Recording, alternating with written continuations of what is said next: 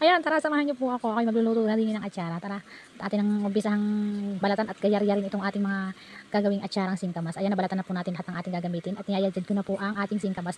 Mas maganda siya kasi kaysa gagayatin o mas mabilis. Niyayagad ko ng lahat, sibuyas, bawang, luya at saka ang ating carrots. Ayan, ito na yung mga sangkap na atin ang ilalagay sa ating atsarang singkamas. Ayan ang sibuyas, bawang, luya, pamenta, carrots, bell pepper, at saka asukal at suka. Tara, at atin na po itong isa lang at atin ang lutuin. Ayan, lagyan ko muna yung kawali. Wala pa yung apoy guys ha.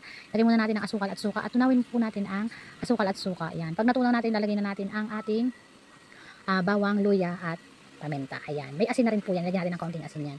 Yan guys. Halulo lang natin yan. Then, pabayaan na natin siya siyang kumulo. Balikan natin after 1 year. Yan, hindi. Madali lang. Balikan natin ilang minuto. Ayan, halu-haluin lang natin yan guys.